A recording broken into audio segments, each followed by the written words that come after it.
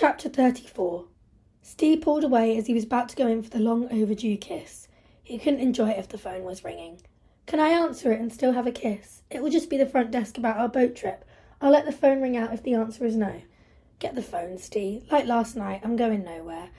Isla necked the rest of her flute while Steve answered the call, but his expression quickly changed. He sat down and whispered that he'd be a few minutes. He moved to a position where he could not be heard, and Isla closed the door and went to the balcony to give him the privacy he seemed to need.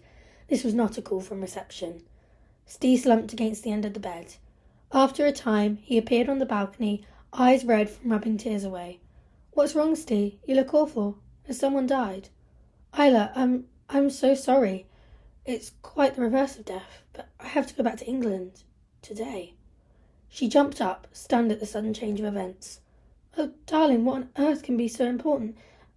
What's the reverse of death? If it's work, can't they manage without you for a few days?"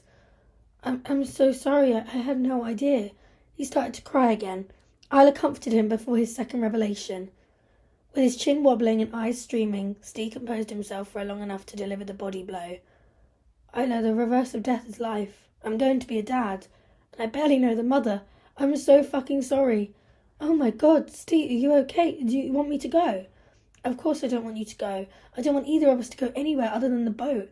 But it's just been made clear to me that for me to be a dad to this kid, I need to have the conversations face to face, and immediately."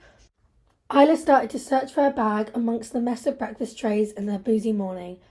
"I don't know what to say to you. I can't say it isn't your fault because you're involved. I don't understand why you need to go back today, but it's not my call. Aside from that, all I can say to you is good luck. You're really going to need it if you jump to a call like this." Isla was not sticking around to talk any further, and Steve let her go, unable to contain his tears. The loss of whatever it was they had, before they had even shared a kiss, was a hard enough pill to swallow, but in that instance his life had changed. He couldn't shirk his responsibilities, and if he didn't return straight away, he knew he could not say with a clear conscience that he'd always put his child first. He knew that the right thing to do was to fly back to Greta and do whatever had to be done in order that he could look his child in the eye and be able to say, "From the first moment, I put you first." However naive this aspiration was, he was not going to fail at the most important job of his life before he'd even started it. It wouldn't be fair to keep Isla hanging, and although his heart was breaking, he didn't raise his head or say anything as she hurried out of his suite. If she'd looked back over her shoulder, there would have been no gaze for her to catch, and then she was gone.